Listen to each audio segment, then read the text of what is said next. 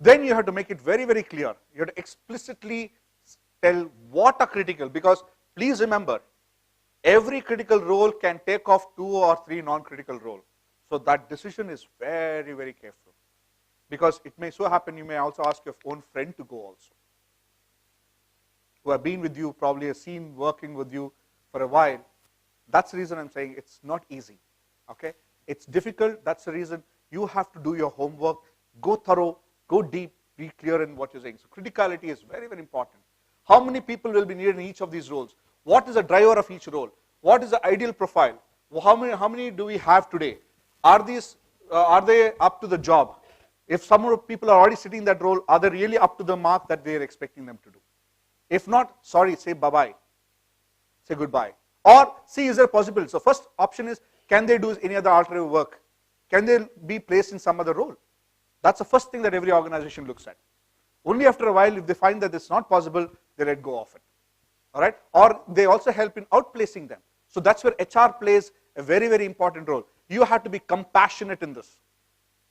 Please remember that. Being compassionate is not so easy. Because end of the day, you may not have liked that person working with you, but end of the day, you have to also take care of him and his family. You have to play that role. Take care of the person in a very graceful manner. Okay? So gracefulness is very, very important. End of the day, it's not only simple numbers. That's why you as HR people bring emotion to the whole decision-making process. Competency gap analysis. Have you seen this spider web? Yeah, have you seen these charts? Excel mein ho option hai. How many of you are good in Excel? Good in Excel. Have you seen the web chart? You can go and create web charts based on competencies, right? So you can program, you can put your macros, say that if each of these competencies are there, these are the average required, and this is how the people have been rated, right? What is the competencies scores you have, right? And how it is mapped for each of the competencies. And then you say what is required, what is present, and how do you bridge the gap. Okay? So that's an assessment that you as HR managers have to do it. So how do you anticipate? Transfer business strategy. There are a lot of tools, technique uses. So we have used all that I have been mentioning. Use the gap analysis. We come with a competency blade, and this is how the overall business mapping looks like. All right? It talks about my overall robustness of my present competency. It talks about my pattern of my workforce. It talks about how many people have been there in each of this organization for a while, who are good, so green is always positive to the business, red is something which is not good for the future. So I have to map the people and say how many people are sitting in this bucket, how many people are sitting in my top bucket, right? Then of course, decision making between make or buy.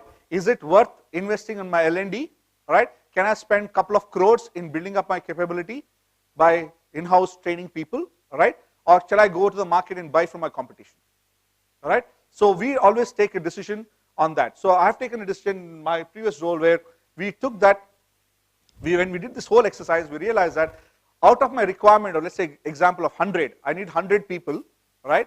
We realized that roughly around 30 people could be funded from our, the present team can go into that role, right? Then another 15-20% of the population who needs to be trained onto that. And then another 50% is a huge gap. So we had to hire it. So 50% is a buy, 50% is build. So how do you do it? 50% out of 50%, 30 people we moved, 15% we upskilled, 50% we bought it from the market.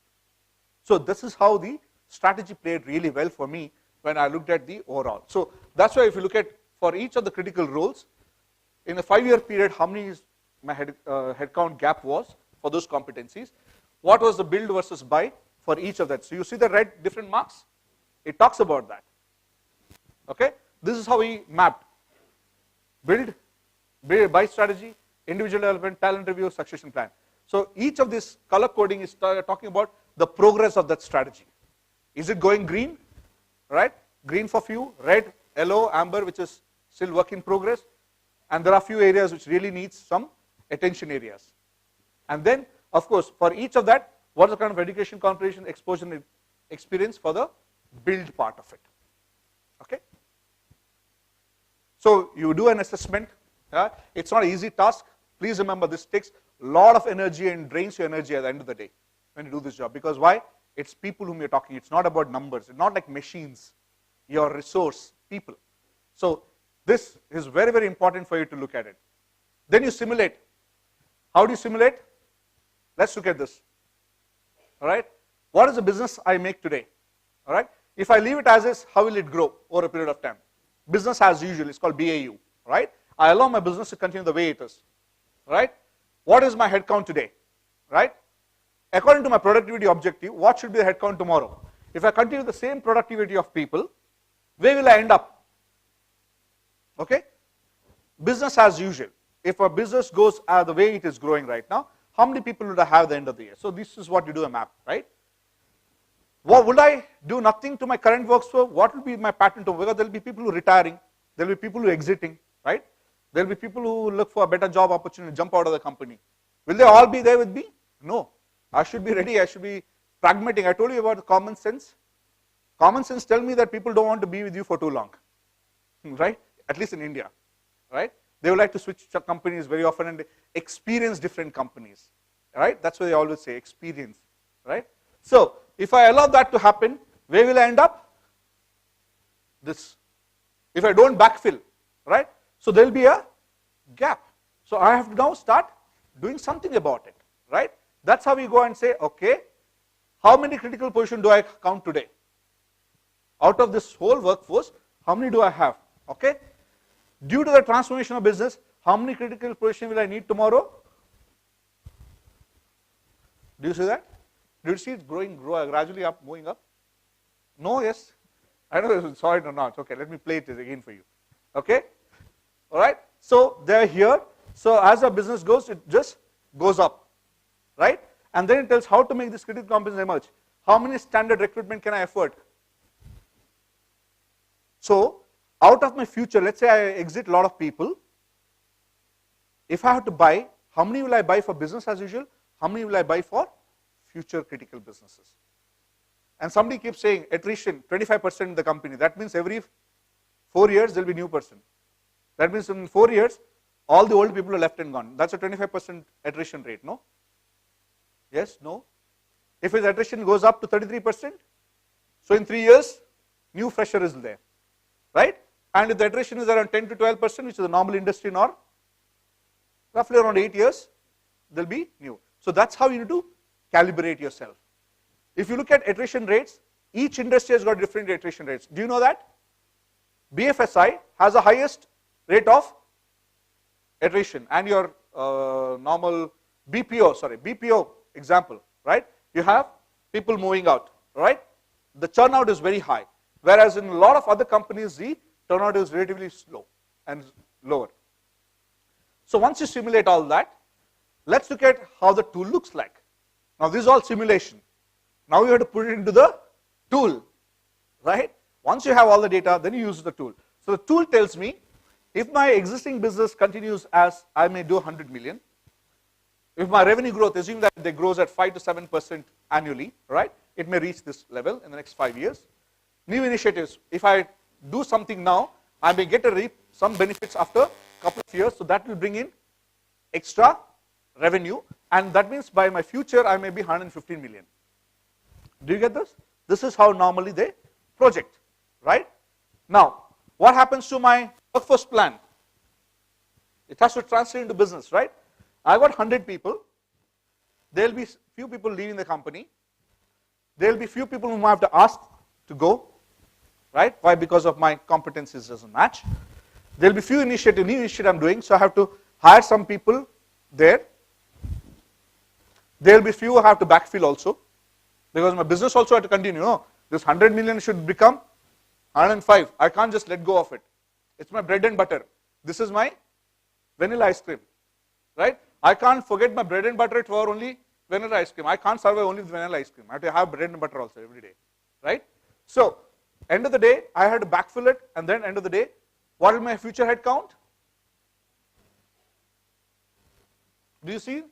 With the growth of that, how many people I have to hire? Net hiring is only? Yes. Do you see that now? This is workforce planning.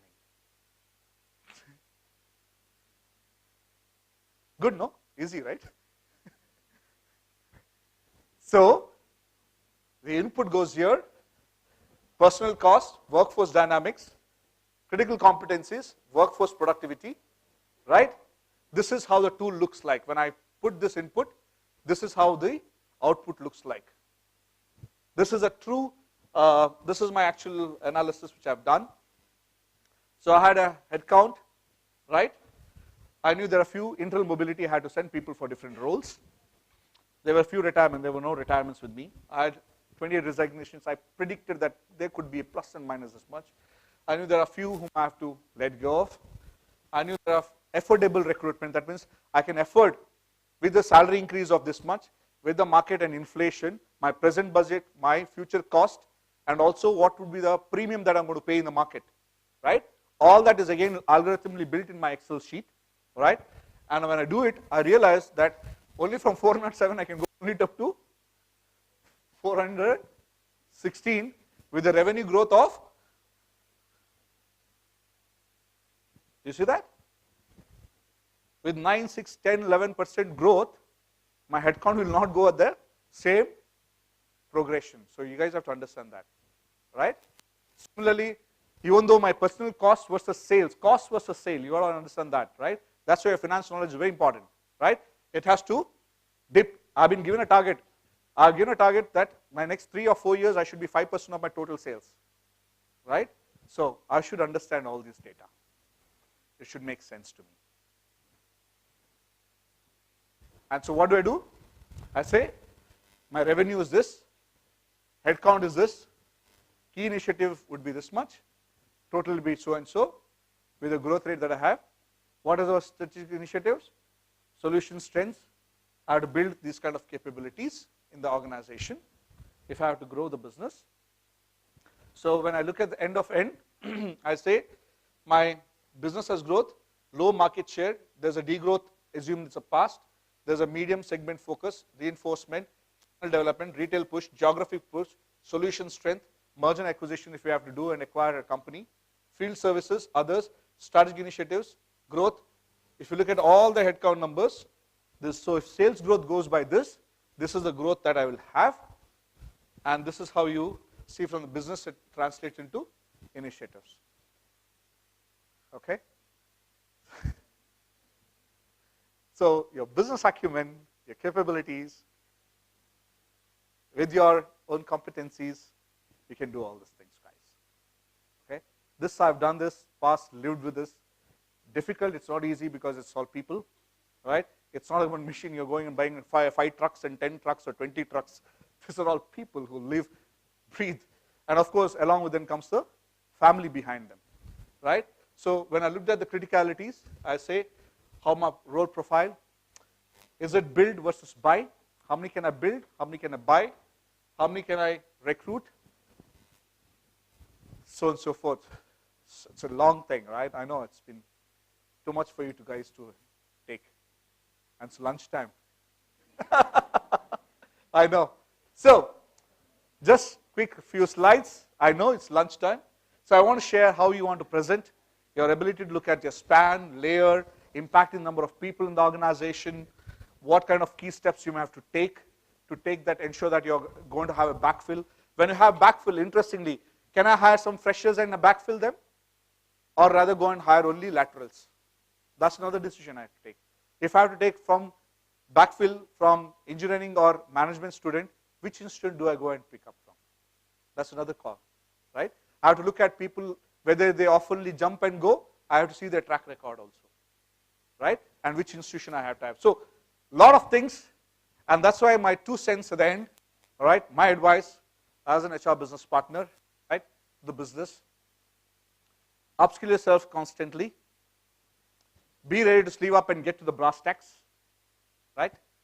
Go look, see. Do not assume things, right? It's called Gemba in lean management principles. Go to the Gemba. Gemba is where the action happens, all right? Take accountability. Know when to speak and when not to. Very, very important, guys. You should know when to open your mouth, when your mouth should be shut, okay? Nobody is going to tell you when. You learn by experience, all right? But there are many, many times we are tempted to open mouth and tell something, but hold back and say, HR guy. Be very careful, all right? But don't just only put break and then only hold on. Then you'll be nowhere, right? Learn to say no, and also yes, even though you don't like it. I gave an example of merger and acquisitions. I told you, right? Sometimes you say no. No is not a no go, no go, no go. They say go, go, go. They say no go. Then end of the day, you have to prove. But don't create something to prove that they're wrong, okay? Don't do that. Don't simulate yourself and prepare for it. End of the day, have patience, right? So, thank you very much, guys. On dot.